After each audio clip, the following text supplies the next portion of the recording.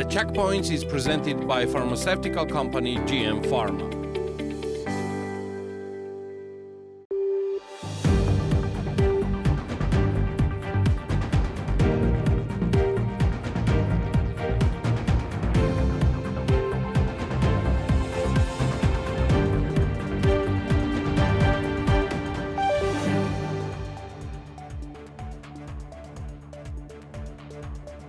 The International Monetary Fund mission is in Georgia and continues meetings with representatives of the country's economic team. According to the IMF statement, this visit is not related to negotiations on an IMF program. Instead, it is a part of the fund's routine annual visits to member states to monitor economic and financial developments. The mission will conclude its work on February the 4th. The Monetary Policy Committee of the National Bank of Georgia has kept the refinancing rate unchanged at 8%. The National Bank notes that in December 2024, inflation in Georgia stood at 1.9%, below the target of 3%. However, the first half of 2025 annual inflation is expected to exceed 3%, but stabilize around this target by the end of the year. Keeping the refinancing rate at 8% means that 187,632 borrowers will see no changes in their monthly loan payments.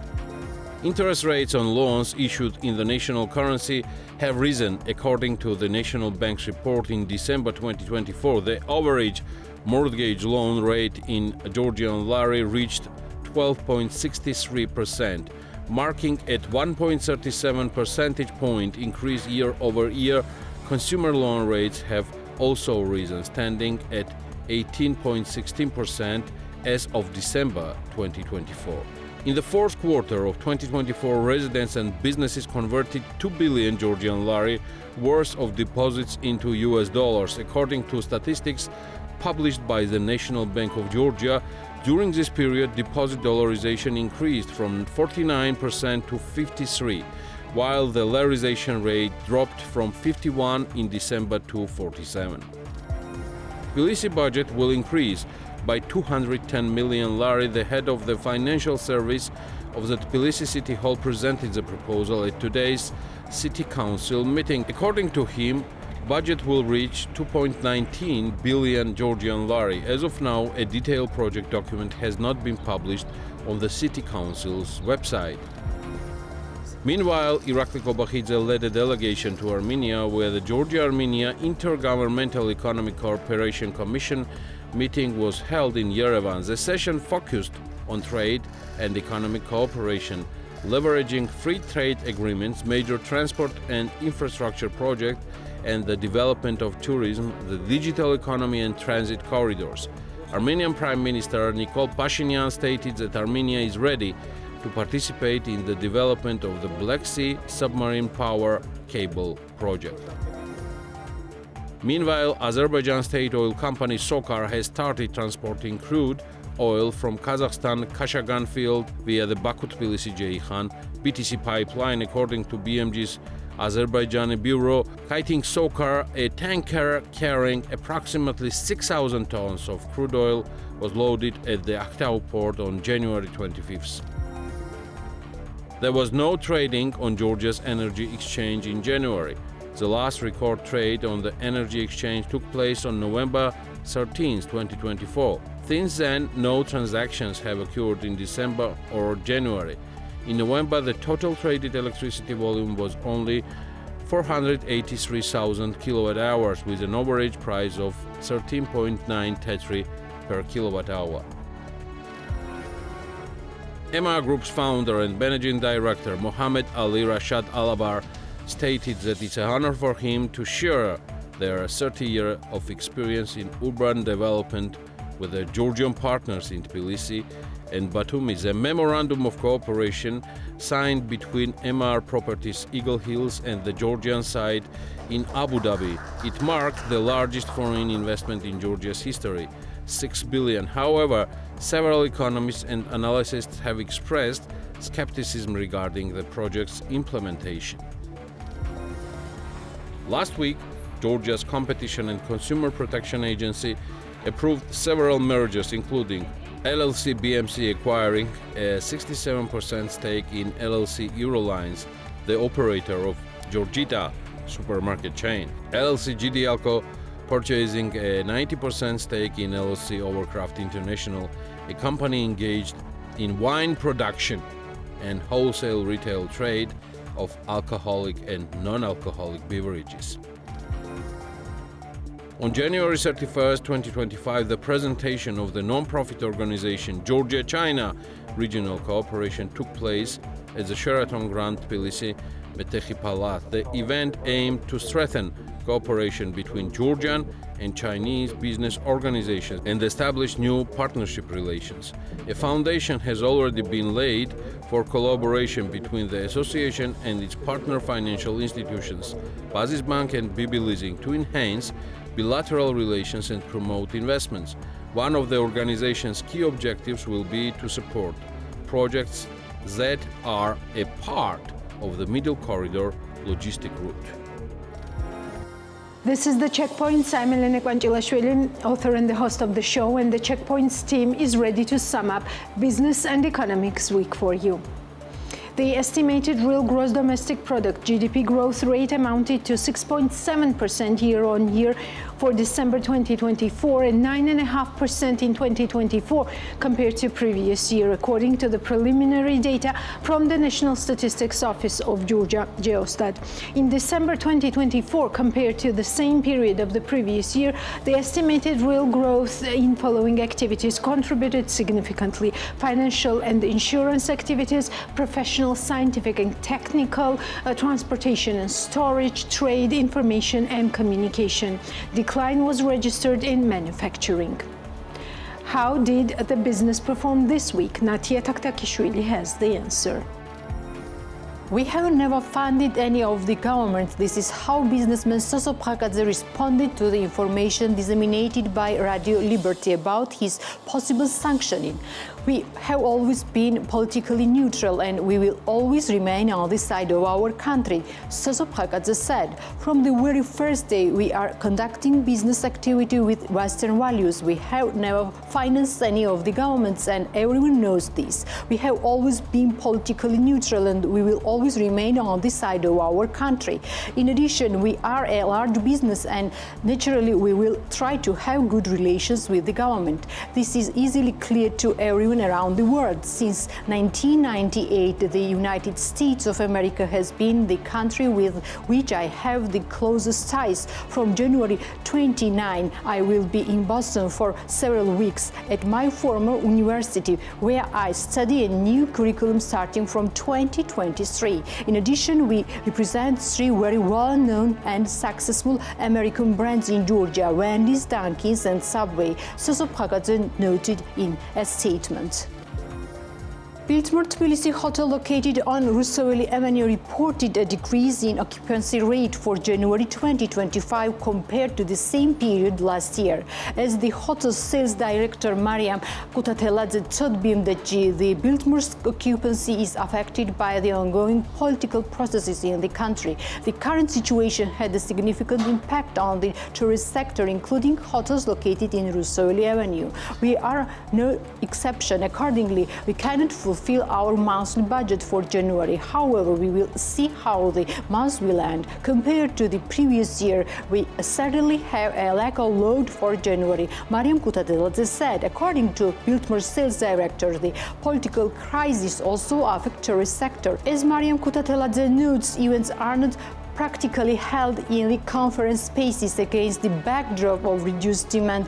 Tbilisi hotels also had reduced their price policies, but Biltmore does not plan to make radical changes in this direction. In general, I think all hotels have to adjust prices. However, we don't have the luxury of this. We cannot radically change the price. We are focused on quality, which has its own value. A five-star brand has its strict requirements. Given this, we are unable to take such radical steps and change our pricing strategy, Kutateladze said. According to the sales director of Biltmore Hotel Tbilisi, the number of bookings are increased from spring, but Kutateladze notes that fulfillment of these reservations will also depend on the ongoing events in the country.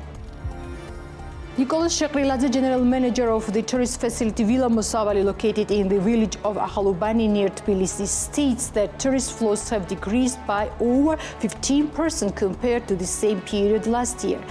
According to Georgi Shekriladze, despite the reduced flows, the tourist facility is actively visited by local tourists as well as representatives of European and post-Soviet countries. In addition, there are tourist flows from Russia as well. Accommodation price per night in a standard room for two-person amounts to 270 lari. In general, during this period, the conference section is quite busy, but almost all conferences have been cancelled. Given the situation, we don't have positive expectations at this stage, Shekriladze noted. According to him, the tourist facility employs 70 people. Despite the current crisis, the company has not changed its personnel policy or reduced its staff.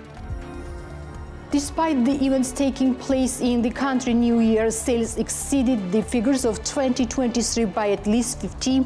Tatuka Lomadze, founder of the Georgian brand PL Naturals, a manufacturer of natural cosmetics, told BMDG, current events had a big impact on sales, but we still had good results during the New Year season and exceeded last year's sales by at least 15%, Lomadze noted. As she stated, the company had several new projects to implement in 2023. One of the most important was related to foreign countries. In particular, the company planned to open a store in Kuwait in 2024. The opening of the store in Kuwait was delayed because we are resolving certain issues, but this year we plan to open a store in this market because it's a priority market for us, added Tatuka Lomadze. It was noting that the company was invited to an exhibition organized by the United Nations where it recorded successful sales figures. In addition, PL Naturals plans to develop a private label so they will manufacture products for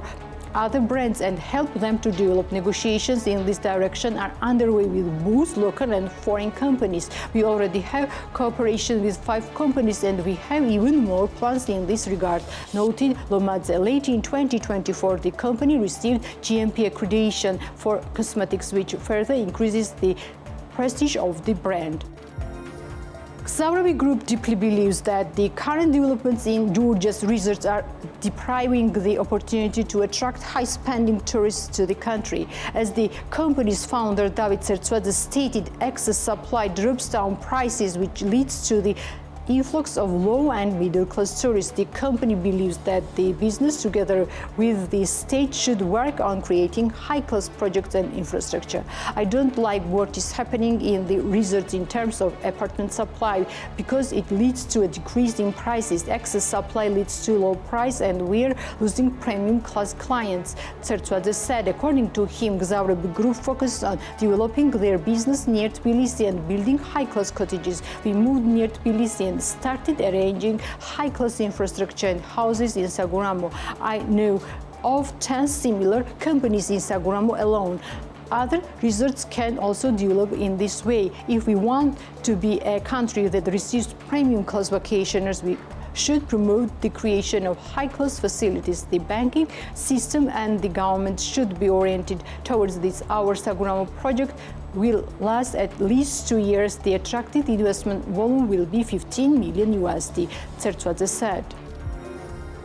Kutaisi Inn will have a new spa center and pool from May. The company's executive director, Eric Lekokaya, spoke to BMDG about the development of the hotel managed by the Inn Group in Imereti region. According to him, the investment cost of the project is 3 million lari. A spa center and small pool should open in Kutaisi Inn in May. Approximately 3 million lari have been allocated for the implementation of this project. As for the workload, the event developed in the country were most reflected in Kutaisi. We mostly receive bookings from Europe due to the airport. However, against the backdrop of current events, European individual and corporate bookings have significantly decreased, although group bookings have not decreased, said the executive director of Inn Group. He also notes that the hotel is trying to retain employees, therefore it has not reduced costs. Given this, the tourist facility sometimes adjusts prices by about 20%, taking the demand into account. Currently, the cost of one night at Kutaisi Inn on Booking.com amounts to 154 lari. The fifth president of Georgia, Salome Zurabishvili, echoes the information on Ivanishvili's transfer of companies from offshore to Georgia on X and notes that the adoption of the offshore law occurred at a time when all attention was focused on the agents' law. According to her, the issue did not provoke appropriate reactions from the International Monetary Fund, the European Commission, and the U.S. State Department. It is to be noted that the offshore law, which I vetoed, was adopted while the foreign agents' law was the subject of all focus and thus did not raise adequate reactions from the IMF, EU Commission, and State Department that should have followed the creation of a formal sanctions circumvention haven, Zurabishvili wrote. On December 27, 2024, the U.S. Department of the Treasury imposed financial sanctions on Bidzina Ivanishvili, honorary chairman of the Georgian Dream Party, according to TI Georgia. The sanctions were imposed due to Ivanishvili's efforts to undermine democratic processes in Georgia in favor of the Russian Federation. A few days later, on December 31, 2024, Ivanishvili began transferring his companies from offshore zones to Georgia. According to media reports, between December 31, 2024 and January 20, 2025, Bidzina Ivanishvili, his wife Ekaterina Khvedelidze, and his son Uta Ivanishvili registered 4 new joint stock companies, Atu Holding, Terra, Lusol, and GCF Georgia. They have begun transferring ownership of Georgian companies they previously controlled through offshore entities to these newly established companies. How do already imposed U.S. sanctions and soon to be imposed British sanctions affect Ivanishvili? I will leave you off with the interview with Ted Jonas and see you on Sunday.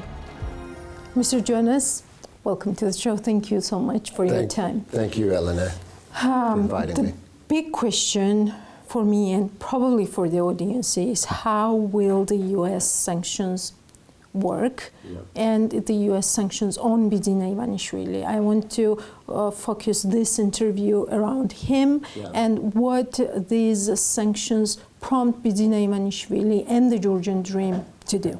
Yeah. So if you were to look at only this very short one-page order that imposed the sanction on Bidzina Ivanishvili, you would not understand how these sanctions work, why they affect him, why they affect his deposits or money that he has in Europe. You have to follow a very complicated chain of regulations and orders that have been issued after. The bottom line, without going into a long history of all of this stuff, the bottom line is that the executive order and the subsequent orders are directed at individuals and companies anywhere in the world who are helping the Russian military industrial complex and base. That's one group. And they are also directed at anybody who is acting to help Russia to undermine democracy, to undermine elections, involved in corruption, human rights violations that benefit Russia. So what the United States did was it classified Bidzina under this executive order as a person who is helping Russia to undermine democracy in Georgia, human rights violations that are for the benefit of Russia. So he is seen as and is defined as a person who is helping Russian foreign policy. And in addition, the law was amended so that, at a later point, to the executive order, so that whether a person is directly helping the Russian military-industrial complex by selling missiles to them, for example, or parts like North Korea or Iran or China, that also anybody who is, again, helping foreign policy in these ways is banned from doing business with foreign financial institutions, such as Credit Suisse, such as Julius Baer. And a person can say, well, how can the U.S. issue a law that bans Credit Suisse or Julius Baer from doing business with Bidzina Ivanishvili or paying him money? And the answer is it does it by a threat of punishment. It says that if any foreign financial institution pays money or transfers money or does business transactions with a person who is sanctioned under this anti-Russian executive order, that bank will have its assets frozen in the United States, will have its accounts closed in the United States. So Credit Suisse, and now Julius Baer, which has come up, would not risk to do that. Yes, I mean, they have billions and billions of dollars of business in the United States, U.S. clients, U.S. assets, U.S. subsidiaries, their offices of these banks in the United States.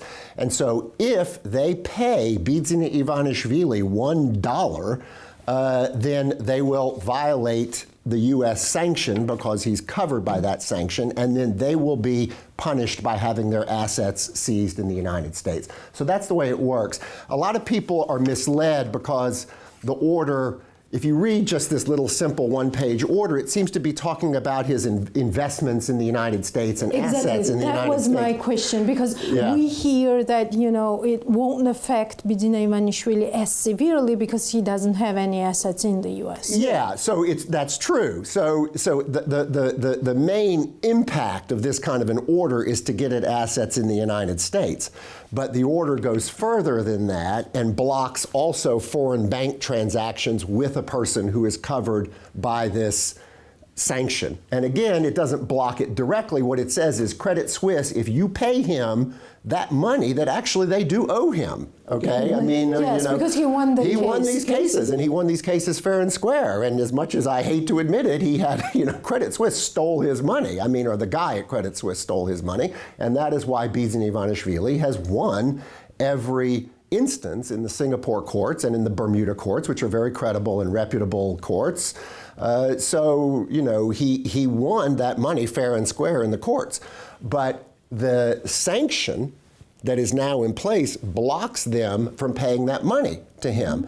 You know, and so what I say is, well, you know, the good news for Bidzina Ivanishvili is, yeah, they stole your money and you are entitled to get it back, except that you made the mistake of serving Russian interests in Georgia. And we all know what they have been doing and what this government has been doing, and that it was perfectly reasonable for the United States to say that what the Georgian Dream government has been doing in this country in terms of undermining the elections, in terms of undermining democracy, the human rights violations, their position on the Ukraine war, which is directly contrary to EU and US foreign policy.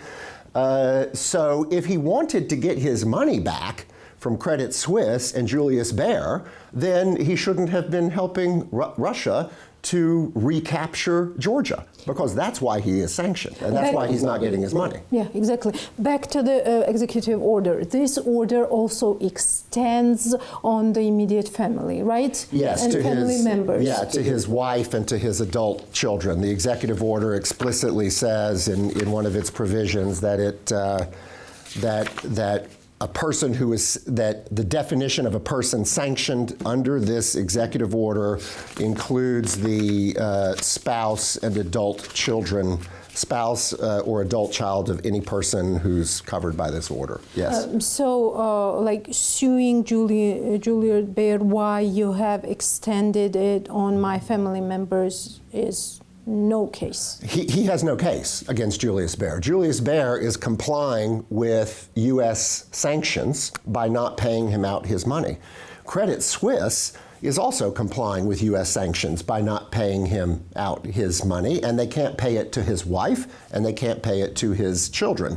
And I don't know the details of his deposits and his assets with the banks. I understand that it was essentially a trust, and he was the trustee, which probably makes his wife and adult children, this is getting very legal, I know, but it probably makes his wife and his adult children beneficiaries of that trust. So it isn't just that they can't pay the money to Bidzina, who was both a trustee and a beneficiary of the trust. They also can't pay it to his wife and adult children, but who were beneficiaries of the trust. The same is going to be the case with Julius Baer. And there is no question that under the laws of Switzerland, under the laws of Singapore, under the laws of Bermuda, any other jurisdiction that's involved here, Credit Suisse can say, gee, I would love to pay him back his money. And Julius Baer can say, I would love to pay him back his money. And yes, he's won court cases in the Bermuda and Singapore entitling him to get the money back, but I can't, because I'm under a U.S. sanction. If I give him his money, it's going to cost us huge damage in the United States. It's going to undermine the solvency of our bank. We are complying with international sanctions by not paying him that money. And again, And that would be enough. that's enough. That's a defense. There's no question about that. Swiss banks comply with U.S. sanctions that apply, again, that work in this way, that define as a violation of the sanction a payment by that bank to the sanctioned person. And so then, again, they can then suffer huge losses in the United States that threaten their own solvency. And in the case of Credit Suisse, it's already in deep financial trouble. So the Swiss all these governments would say, yes, that's a defense. Staying with U.S. sanctions for a moment, do you think these U.S. sanctions could broaden? Because lately what we're seeing in statements, congressmen's statements, we see that the picture becomes broader for Ivanishvili and GD, because China, because of Iran, and because of closer ties of Georgia with these, especially with these two countries. Yeah. So, people started to ask me 2 years ago, 3 years ago, why doesn't the U.S. impose sanctions on Bidzina Ivanishvili? And the answer is because you've got to have a really strong legal base to impose sanctions, okay? Because Bidzina Ivanishvili can sue whoever imposed the sanctions. He can go to court. Drag the He is perfectly US free. into the He is court perfectly process. free. He has to go to the United States, but he has plenty of money to hire lawyers in the United States and appear in U.S. court. He can go to court in the United States and challenge this sanction and say, I should not be defined as somebody who is helping Russia to undermine democracy and human rights in Georgia, and he can make that challenge. And by the way, people do win cases like that. I don't think he would, but there are certainly cases of non-U.S. citizens who hire their lawyers and they appear in U.S. federal court. They challenge these sanctions, and there are cases of them winning. I don't think Bidzina will win because I am sure that they developed a very strong and a sufficiently strong evidentiary basis to issue this sanction. We have so many different kinds of sanctions, right? The Magnitsky Act, which is directly about human rights, which I think is the one they used against Gomelauri. Financial sanctions. Yeah, they picked this one because they knew that this was one that they could defend, that he can afford to challenge it in U.S. court. He might challenge it in U.S. court. And if the U.S. Justice Department has to defend this sanction in U.S. court, they're certain that they can defend it. So when you talk about Iran and you talk about China, what we see with Iran and China is all kinds of collaboration. Has it gotten to the point where it violates U.S. sanctions against Iran? Has it gotten to the point where it violates U.S. sanctions against China? I can't say that. I don't know. So to me, that's more of a political issue. And that's the way, for example, Congressman Joe Wilson in the United States is playing it, rightly so, as a political issue. He's saying, he's a congressman, he's not acting specifically as a lawyer. He can say, look, there may not be enough to sanction these guys for their relationship with Iran or for their relationship with China, but it sure is not good for the United States, and it's not good for U.S. policy, and therefore we should not treat Georgia as an ally. And we should recognize, so this is a political level discussion.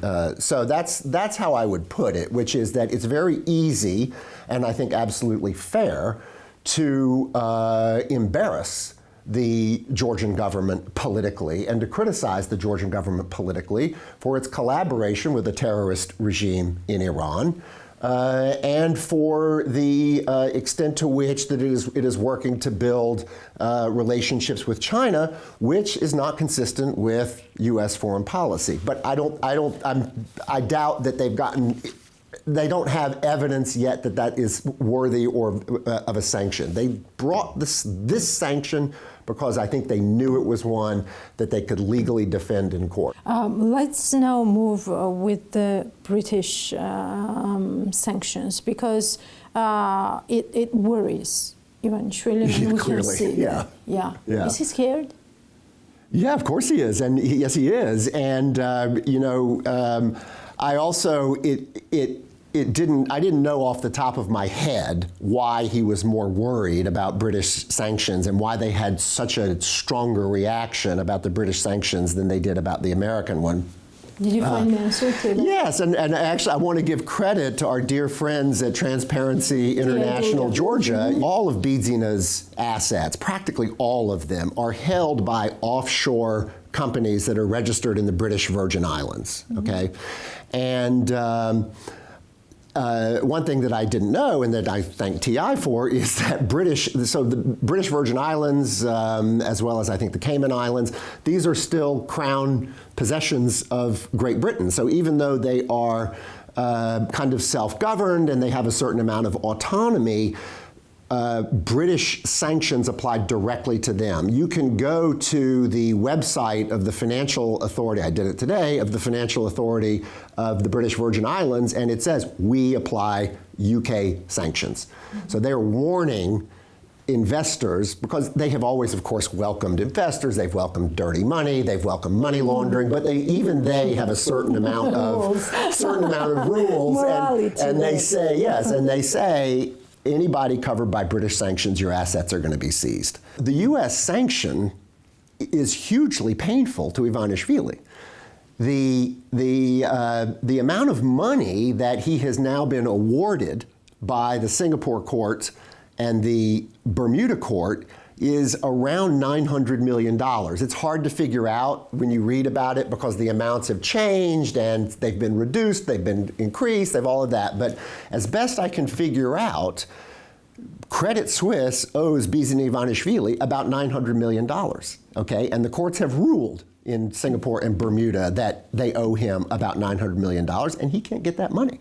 And even for Bidzina Ivanishvili, $900 million is a heck of a lot of money. That's about 1/4 or 1/5 of his wealth, as I understand it right now. And then in addition, what was in Julius Baer's hands, and I don't know how much that is, let's say it's a couple of $100 million, that money is now frozen by the U.S. sanctions. So the U.S. sanctions are very painful to Bidzina Ivanishvili. Maybe he thinks that, oh, because I won the court cases, you know, and I have a legal entitlement under the court cases to this money, maybe he thinks that one of these days I'm going to get it or somehow I'm going to get it. But for right now, he is blocked by the U.S. sanction. So the U.S. sanction is definitely painful to him. But again, the British sanction would be even worse because he's organized all of his companies in the British Virgin Islands.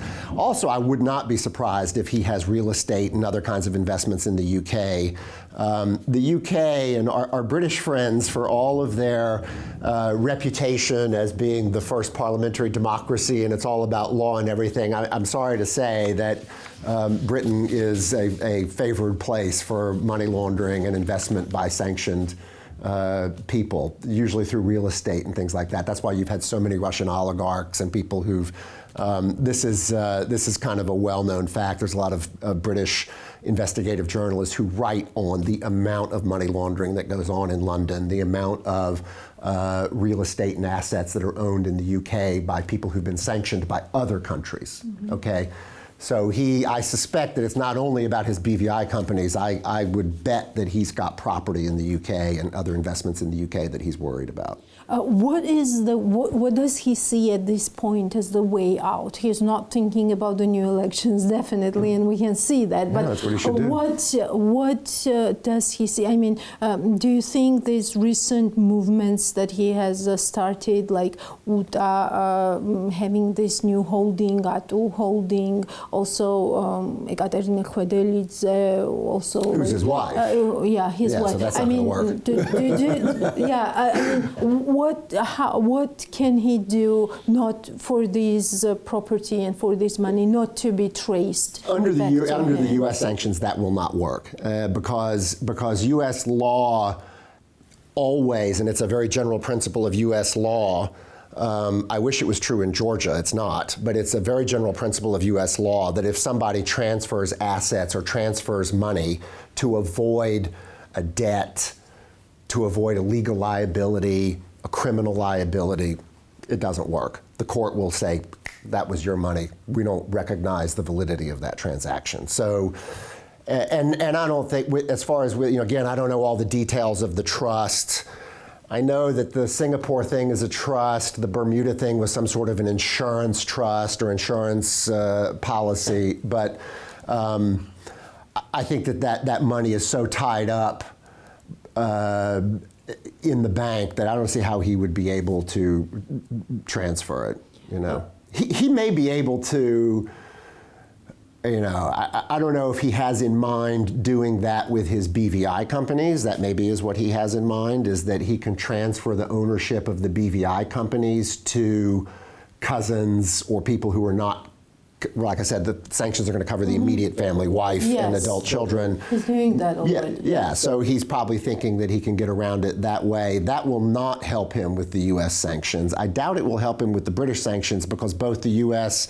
and Britain have a common law concept called fraudulent conveyance, which is when you give your assets to somebody else to defraud a creditor, to trick a creditor, or to trick a criminal liability. Both the US and the UK have that legal concept.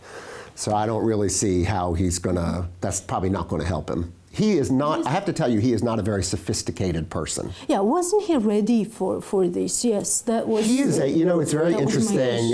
Bizi Ivanishvili is a very shrewd person in a kind of calculating way, but he is not a very sophisticated person when it comes to understanding international relations, when it comes to understanding international banking, when it comes to understanding international law and how it works. And so he probably thinks that, the same way that he could, if he wanted to transfer his house in Chorvila, to his cousin to get away from a creditor, and that's enough to avoid the Georgian court. Well, sure, that'll work in Switzerland, won't it? No, that's not going to work in Switzerland. What works in Chorvila does not necessarily work in Switzerland. Is Bidzina Ivanishvili already making mistakes because of all this pressure? I think he's made enormous mistakes. He's made huge mistakes. Why did he? It's all very strange. I mean, as to why he went so completely in the direction of the Russians and why he became such a direct servant of Russian policy in the Caucasus and in Georgia, And of course, we all know from our friends who will say, "Oh, well, he was a KGB agent from the very beginning," or there's this and that. I tend to look at what we can see and what we can figure out, and it seems to me that one of the things that really set him off about the West and filled his head with conspiracy theories was exactly this Credit Suisse situation. And this again goes to his lack of sophistication, his lack of understanding of the way the world actually works. This is what we have been hearing from George Bachiashvili. Yes, and I've also heard it from other people who were in his circle and who worked for him. I can't really discuss it, but I also know it myself. First of all, Bidzina Ivanishvili was never able for a long time to do business with any Western financial institution because the source of his money was unknown. He was seen as a reputational risk. Then he became a politically exposed person. So under normal banking practices in the EU and the United States, he couldn't do business with those banks because there's know your client, KYC, anti-money laundering laws. Transparency. I know for a fact he could not clear those obstacles. It's interesting how he eventually did and managed to have accounts, in the West and all of that. But what I think happened, and I understand this as well from some of the people who worked with him, is that Credit Suisse began to have. First of all, Credit Suisse was simply trying to hold on to the money because they were going bankrupt and they didn't want to pay it back to him.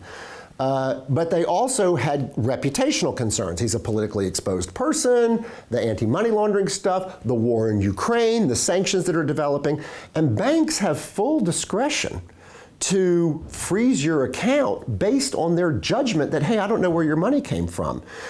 God forbid, but, TBC Bank or Bank of Georgia could say to me, okay, Ted, we don't know where your money came from. We're now suspicious of you. Your account is frozen. And they don't have to prove anything to me. American banks do it all the time with people. So what happened was they used regular banking practices and rules to say this guy's reputational risks are getting too serious for us, even before there were sanctions against him, okay? And he saw that as a plot. He saw that as a Western, he saw that as a Western conspiracy against him, which of course is ridiculous, because the last country in the world that is going to allow its banking system to cooperate with NATO policy on Ukraine is Switzerland. They're neutral, and they always have been, and their banks have always been, you know, a place to hide money away from politics. They've always played that role. They played that role in World War II. How much Nazi money did they hold in World War II? How much stolen Jewish money did they hold in World War II? You know, so I mean, this is the last country in the world that was going to cooperate in a NATO or EU or U.S. foreign policy program about Ukraine and the global war party, whatever the hell that is Switzerland. So, but it seems that he was absolutely convinced that this is what was going on, and it drove him crazy. And what people have to understand about Bidzin Ivanishvili is the bottom line is the man is like a lot of people who are that wealthy, he's greedy, and what he cared about was his money. Since I mentioned Bachiashvili, what do you think his case with Ivanishvili should tell or already tells those businesses who were labeled as Ivanishvili's enablers on the new sanction list? So I have not gotten into the details of Bachiashvili's case. I know it has to do with this Bitcoin transaction, you know, which is complicated. You know, the only thing I can say is that it seems like anything with cryptocurrency ends up in fraud of one kind or another, and this to me looks like another example of a typical kind of. So I'm not really up to speed on it.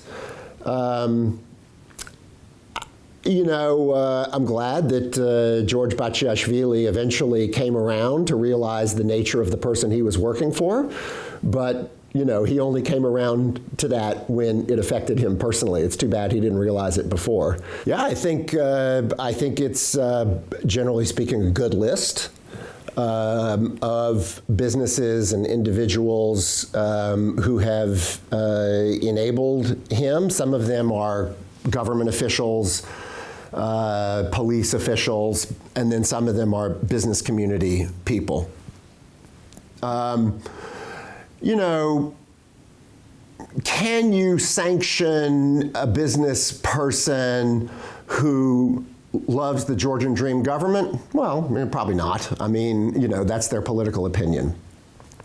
Can you sanction a business that is deeply and integrally involved in the government's program of political repression and pro-Russian propaganda? Yes. And if I were Irakli Rukhadze, I'd be very worried about that right now, because of the people on that list, of the business people on that list. If you ask me, the person who is most in the crosshairs for sanctions is him, because of his integral role in as the owner of Imedi TV in the propaganda. And you look at this executive order and enabling Russian policy, enabling Russian propaganda and everything, which is what Irakli Rukhadze does through Imedi TV, is something he can be sanctioned for. Even when he is a citizen of the U.S.? Doesn't matter.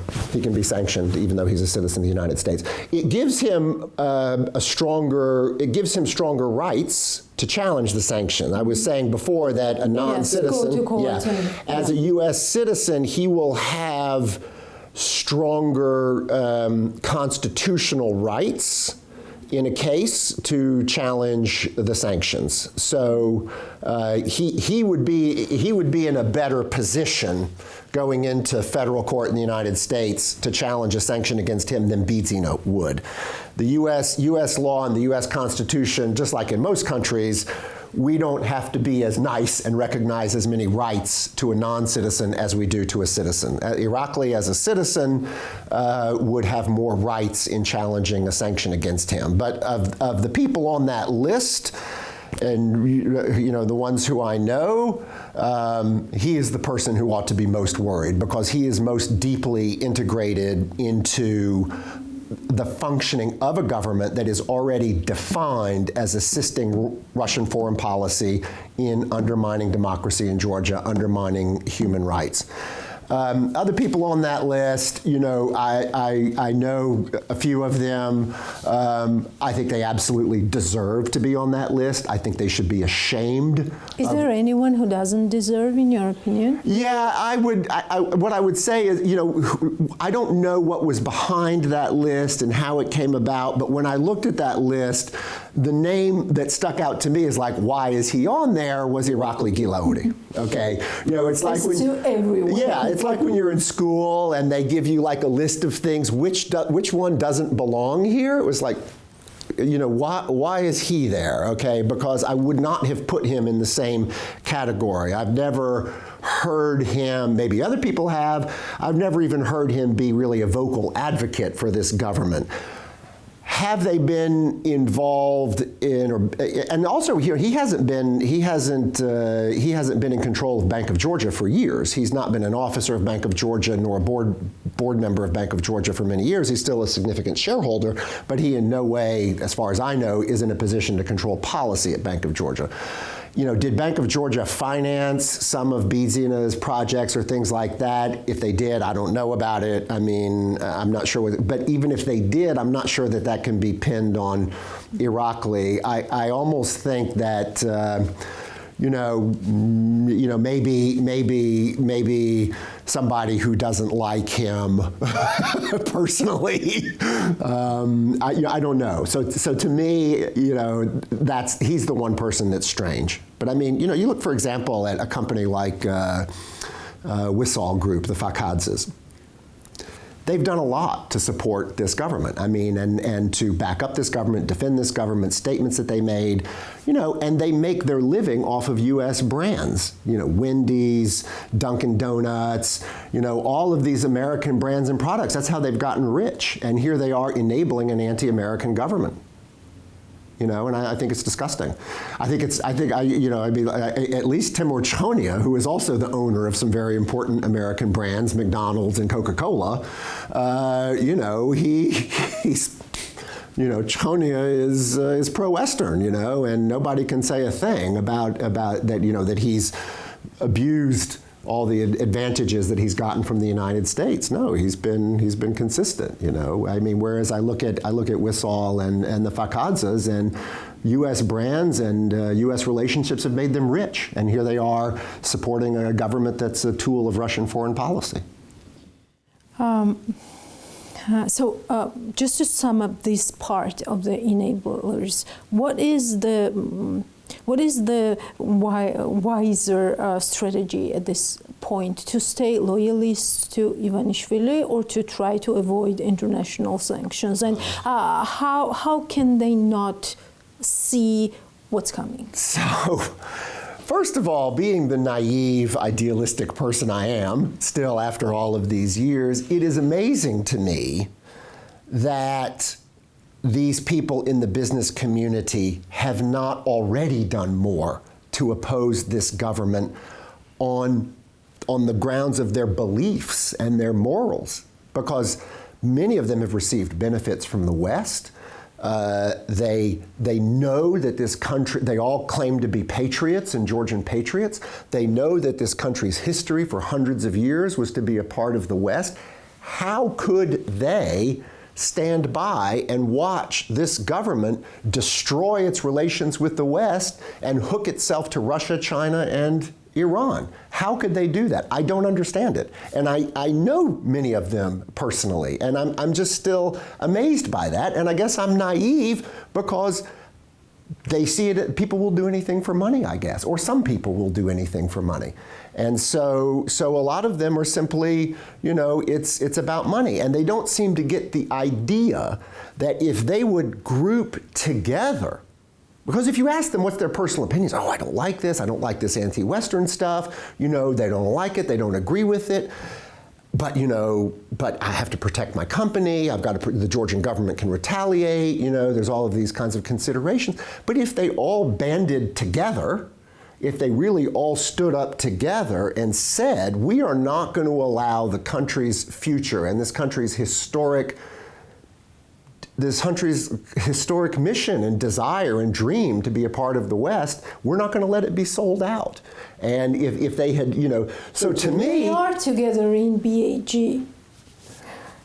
They're together in BAG, so Yes. why don't they as BAG stand together and say, we're not going to go along with this, that you've got to, essentially they throw down the gauntlet. They put down an ultimatum. What is very interesting there, that even those businesses that have signed the petition on Free Business G and are also part of the BAG, yes, and they also were for not issuing any statement in the name of the BAG, because they're saying, this is a lobbyist association, we need exactly some voice. Yeah. That's exactly why they should do it. In fact, I would have done it the opposite. And most American companies, in fact, do it the opposite way. So we have, of course, enormous business associations in the United States, the National Association of Manufacturers, the U.S. Chamber of Commerce, okay? Normally, exactly because no individual business wants to suffer the penalty of taking a public policy position against the government, they put it to the association where they have collective power and where the retaliation won't come down against any one company in particular. Now, AmCham has done that. AmCham has made a statement as a business association, and I was on the AmCham board for 10 years, and I'm sure that's exactly what the thinking was for AmCham members was they would rather see the business association make the statement on their behalf rather than them doing it personally and have the financial police in their office the next day, So I really, it's difficult to understand. So the point being, it shouldn't be the threat of sanctions that makes Soso Fakadze criticize this government and stand against it. It shouldn't be the threat of a sanction against him. It should be his own moral desire as a Georgian to develop this country. And of course, we all know that this country develops in a relationship with the West, not in a relationship with Russia. Just to start to wrap up our conversation, what does everything that we have talked about during this interview pose for the investment environment, business environment, economy in 2025? I'm like, Nachevar Pensiaze now, right? I mean, I'm not, I'm not as involved in business on a day-to-day basis as I was, but of course my friends are. And the business environment seems to be very bad right now. I mean, I've just had a couple of meetings in the last couple of days with people who are more in the business service sector. But the business service sector is a good indication of the broad economy. I'm talking about law firms, accounting firms, engineering and consulting firms, these kinds of businesses, right? Because they are doing service for construction projects, investments, new, and the word is that investments and projects are suspended. Mm-hmm. And that's the feedback, that I get. As far as, everything I can see personally tends to support that. What I see is that the hotels are empty. What I see is that there's less traffic, which is nice. The airport is a lot less crowded than it used to be. I thought it was interesting that when the Prime Minister, so-called Prime Minister, had a meeting with members of the business community, one of the most outspoken people criticizing the current situation was the head of the airport, or who said that, I run an airport, I don't care about politics, but I run an airport, and as long as this goes on, we're in deep trouble, So it's clear that the economy is stalled. This is not an abstract discussion. I mean, this is about whether there will be jobs for people in Georgia. This is about whether roads will be built, bridges will be built, whether schools will be built, whether there's going to be development here. Is this going to be some crappy little colony of Russia? Is it going to look like, Abkhazia and South Ossetia, which is what a future with Russia is going to deliver to this country? Or is it going to look like Estonia and Latvia and Lithuania and, be a country that develops? So, this is absolutely about jobs. And it frustrates me that our friends in the opposition political parties do not focus on that issue, okay? It is not only about people who get beaten up and arrested. I got beaten up and arrested, okay? I have a personal, interest in that question. But it's not only about that. It's about whether people in Achal and Batumi and Gori and all these, in Tbilisi and in the Garu Nebi of Tbilisi, whether they're going to have jobs, and are they going to be able to travel to Europe, and are they going to have money? This government is destroying the country economically. They are absolutely destroying it economically, and it is very clear. And they're destroying it economically by not resolving the political situation. All they have to do to resolve the political situation is conduct new elections. Okay? Why they don't just say, okay, fine. Let's resolve this. Let's pull together for the future of Georgia and have new elections. Do you think these problems with the business environment, stalled businesses, all that could also slowly feed into fiscal problems as well? Of course, it has to be. I will tell you why I'm asking that. Yes, it has to because it feeds into it two ways. One is that the tax revenues have to be declining. Tax revenues have to be declining. The tourism is down, investment is down, turnover is down, so it has to be affecting the amount of money that the government is taking in taxes. So the government has less money from taxes. And secondly, all of the foreign aid support programs are being shut off. And Georgia has depended entirely on World Bank money, EBRD, IFC, Asian, all of these international financial institutions to build roads, bridges, schools. That has all been from outside. And additional investments that came with that because from the private these sector. Donors were there. That's right. People who were reassured by that. All of that's dead now. All of that's cut off. Nothing is going forward. And so the government's got to be absolutely choked. The U.S. is not giving government support anymore, support to the government. The Germans aren't. Essentially, I think everybody has cut it off. My last question, and let's leave this for the further discussion because probably future will show us more. Do you think this threat of fiscal problems as well is what's driving the Georgian government today? Because we saw this article in Reuters where Deputy Finance Minister is already talking about the future program with the IMF. Yes, and it's a sure sign that they have revenue problems when they turn back to the IMF, right? And I've witnessed that over many years here. And they're going to have I think they're going to have a problem with the IMF because the United States and the Western Alliance can block any new programs to Georgia. And I think they would be likely to do that.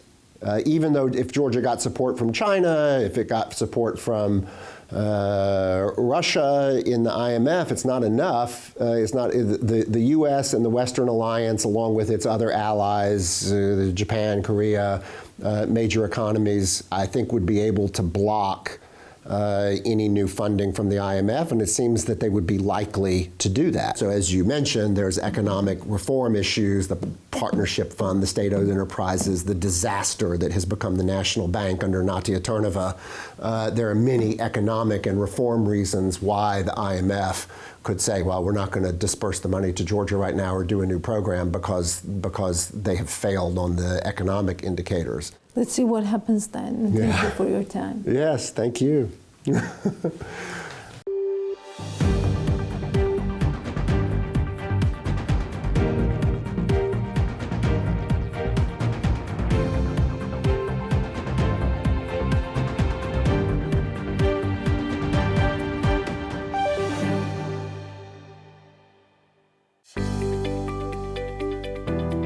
Checkpoints is presented by pharmaceutical company GM Pharma.